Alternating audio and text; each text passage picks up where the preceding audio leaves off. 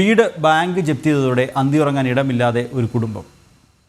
മലപ്പുറം ഐക്കരപ്പടി മൂലത്തുംകാട്ടിൽ വിനോദും കുടുംബവുമാണ് പെരുവഴിയിലായത്. രാത്രി കിടക്കാൻ ഇപ്പോൾ വീടിൻ്റെ പൂമുഖം മാത്രമാണ് ആശ്രയം. വീട് വിറ്റ് ലോണെടുത്ത പണം തിരികെ നൽകാമെന്ന് പറഞ്ഞെങ്കിലും ബാങ്ക് അധികാരികൾ അംഗീകരിച്ചില്ലെന്നും പരാതിയുണ്ട്.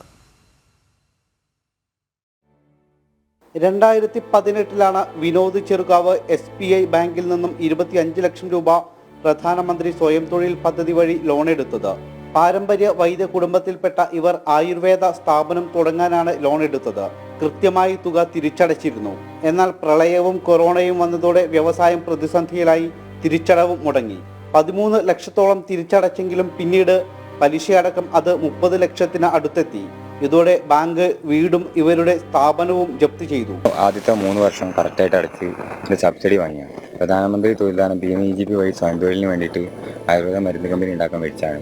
അപ്പോൾ അന്നേരം നമ്മൾ കമ്പനീൻ്റെ സ്ഥലത്തിൻ്റെ ഡോക്യുമെൻറ്റും പോയാണെന്ന് പറഞ്ഞ് അവരെ വീട് നിൽക്കുന്ന സ്ഥലമാണ്. അങ്ങനെ 11-22 സെൻറ്റ് സ്ഥലവും വീടും ബിൽഡിങ്ങും ഒക്കെ സെക്യൂരിറ്റി ആയിട്ട് നമ്മൾ കൊടുത്ത്.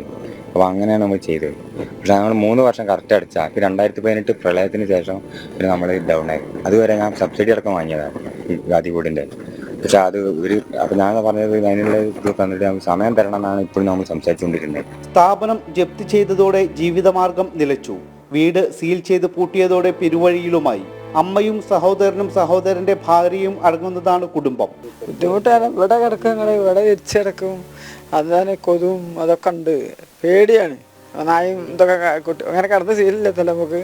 അല്ലെ ഇപ്പോൾ റോഡ് മുലൊക്കെ കിടക്കുന്ന ആൾക്കാരുണ്ട്. പക്ഷെ നമ്മൾ ചെയ്യലില്ലാത്തതുകൊണ്ട് നമുക്ക് പേടിയുണ്ട്. എന്താ ചെയ്യാ? വീട്ടിലെ വൈദ്യുതിയും വെള്ളത്തിന്റെ കണക്ഷനും വിച്ഛേദിച്ചു. രാത്രിയായാൽ 4 പേരും ഈ പൂമുഖത്താണ് കിടക്കുന്നത്.